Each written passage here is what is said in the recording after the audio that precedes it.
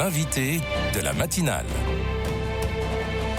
KTO Radio. Chaque fin d'année entre Noël et le Nouvel An, plusieurs milliers de jeunes chrétiens se réunissent dans le cadre des rencontres européennes organisées par la communauté de Thésée.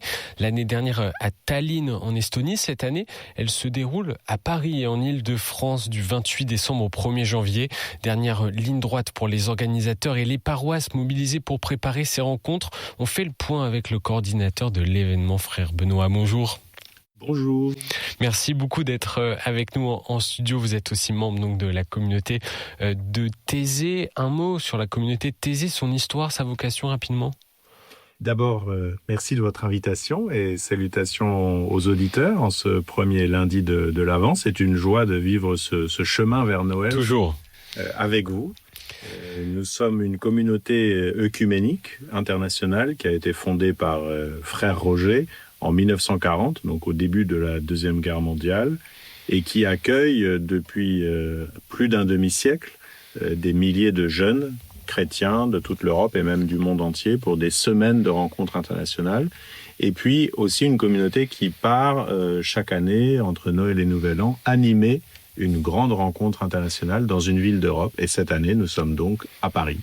Et avec une spécificité dans la prière de Thésée, facile à chanter et à reprendre dans toutes les langues. Vous pouvez nous en dire un mot également ?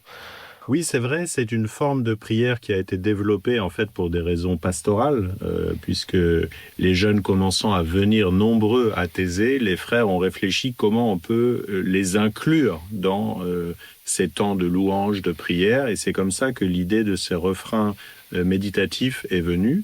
Et aujourd'hui, donc, on chante dans beaucoup de langues, même des langues qui nous sont inconnues, mais grâce à cette répétition, ce côté méditatif, les jeunes et les frères aussi peuvent entrer assez facilement dans un mode de prière qui est basé sur la parole de Dieu, mais sur un mode méditatif.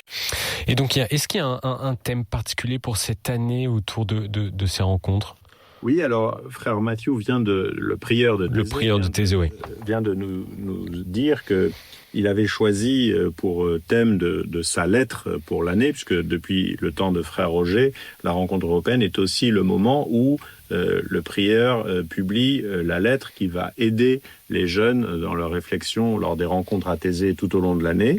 Et donc, il a choisi pour thème, il a choisi comme titre de sa lettre « Que cherches-tu » Et donc, ce sera un texte très spirituel et qui sera décliné dans la rencontre de la fin de l'année, à la fois dans ces méditations, mais aussi dans les thèmes qui seront abordés le matin dans les partages en petits groupes qui auront lieu dans toutes les paroisses d'accueil. C'est donc ce que vont vivre les jeunes à Paris à partir du 28 décembre prochain. Combien de jeunes sont attendus, frère Benoît ? Alors, on vient de dépasser les 10 000. D'accord. Hier, donc, nous sommes très, très heureux de voir que les jeunes Européens se mobilisent cette année plus nombreux que toutes ces dernières années. En fait, ce sera la plus grande rencontre depuis la pandémie, donc ça nous réjouit beaucoup. Et il y aura, entre autres, probablement près de 2000 jeunes de la Pologne, 1200 de l'Allemagne et aussi plus d'un millier de jeunes de l'Ukraine qui vont évidemment marquer par leur présence cette rencontre européenne.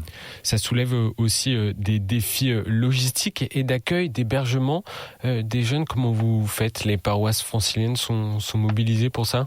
Oui, il y a vraiment un bel enthousiasme. On en est très reconnaissant puisque partout dans l'Île-de-France, des communautés chrétiennes se mobilisent. C'est vrai que l'invitation initiale est venue de l'archevêque de Paris, Monseigneur Laurent Ulrich, avec les évêques catholiques de la province. Mais il y a aussi des communautés protestantes et orthodoxes qui ont entendu l'appel de leurs responsables et qui ont rejoint tout de suite cette dynamique, déjà il y a plus d'un an avant l'annonce officielle.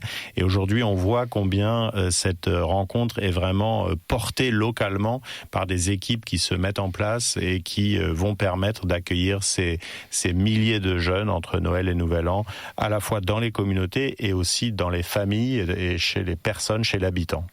Et qui sont ces jeunes attendus à Paris ? Donc, je le disais, ils viennent de beaucoup de pays différents, aussi de différentes églises. Les jeunes de l'Allemagne, par exemple, qui seront probablement le deuxième ou le troisième pays, ils sont à peu près moitié-moitié catholiques et protestants. C'est une rencontre œcuménique. Voilà, rencontre œcuménique. Il y aura aussi pas mal de jeunes qui viennent avec des groupes de leur pastorale des jeunes locales. Donc, c'est le cas des Polonais, des Italiens, des Espagnols.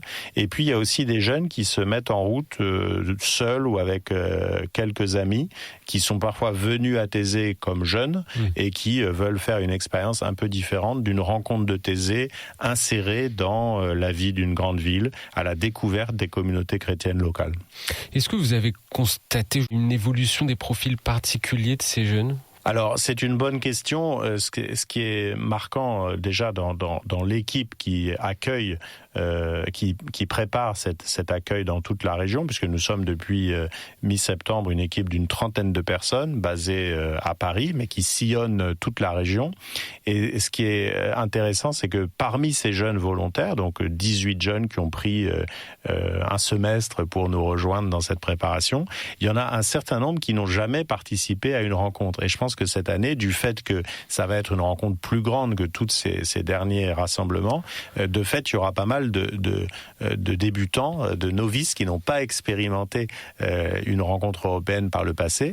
Et c'est intéressant parce que la question est comment est-ce que ceux qui sont des habitués de ces rassemblements vont pouvoir les aider à vivre une rencontre qui soit à la fois spirituelle, dans le recueillement, dans le partage, mais aussi ces temps forts avec les milliers de participants et aussi les familles d'accueil. C'est un peu un défi pour nous d'organiser des moments où les jeunes peuvent être vraiment en très petit comité avec quelques amis dans un groupe de partage et puis le soir se retrouver tous ensemble pour la prière commune. Parler de cette prière commune, ces veillées de prière qui auront lieu à l'Accor Arena de Bercy, c'est ça, chaque soir. Un mot sur ce programme, justement, parce que ces jeunes ne viennent pas en Ile-de-France et à Paris juste pour faire du tourisme et pour dormir dans les familles. Comment vont se diviser les différentes journées ? Oui, donc le jour de l'accueil, ce sera le dimanche 28, mais à votre micro, je lance déjà un appel pour que des familles, des personnes se mobilisent pour accueillir 750 jeunes bénévoles qui viendront 2 jours avant, le 26 décembre. Et pour l'instant, on n'a pas encore trouvé le logement pour tous, mais le grand jour, ce sera le dimanche 28. Et ils seront accueillis dans un lieu central par département, où ils recevront les informations comme tous les jeunes. Et de ce lieu central, ils seront envoyés vers leur communauté chrétienne qui les accueillera, qui les hébergera pendant la rencontre. Et le lundi, le mardi, le mercredi, ils auront un programme dans cette communauté chrétienne le matin. Ensuite, ils auront le repas qui sera distribué dans un lieu central à Paris. Et puis, une prière du midi qui aura lieu en parallèle dans 8 grandes églises du centre-ville de Paris. Et l'après-midi, un programme d'ateliers thématiques sur beaucoup de sujets. On a plus de 150 intervenants qui ont confirmé leur présence. Ça va être extraordinaire. Et d'ailleurs, les franciliens sont aussi invités, s'ils le souhaitent, à participer à ces rencontres. Et puis le soir, donc, une grande prière. Alors, le lundi 29, ce sera dans les grandes églises de Paris et dans les cathédrales de la Petite Couronne. Et puis, le mardi 30 et le mercredi 31, ce sera en effet à l'Accor Arena de Paris-Bercy. L'inscription est obligatoire pour avoir un QR code qui permet d'accéder à l'Accor Arena, mais tous les détails se trouvent sur le site théséparisidf.fr où il est déjà possible de se préinscrire aussi pour les habitants de l'Île-de-France. Donc vous organisez, c'est les frères de Thésée avec les sœurs de la communauté de Saint-André, je crois, qui organisent toutes ces rencontres. Comment s'est préparé cet événement dans les relations avec les autres églises chrétiennes, justement ? C'est vrai, dans l'équipe de préparation, il y a ces 18 jeunes dont je parlais, il y a aussi 6 frères de Thésée et des sœurs de Saint-André, dont c'était la fête du Saint-Patron hier, donc on l'a célébré avec elle, et aussi un couple marié qui est à Thésée depuis plus de 25 ans. Et cette équipe très diverse prépare le rassemblement en lien étroit avec les églises locales. Alors bien sûr avec les différents diocèses catholiques, puisqu'ils étaient avec l'archevêque Laurent Ulrich à l'origine de l'invitation, mais il y a aussi une belle dynamique œcuménique avec les protestants, les orthodoxes, et ça nous réjouit beaucoup parce qu'au fond, cette période de la préparation, elle est déjà un temps de découverte mutuelle, d'amitié, de rencontre.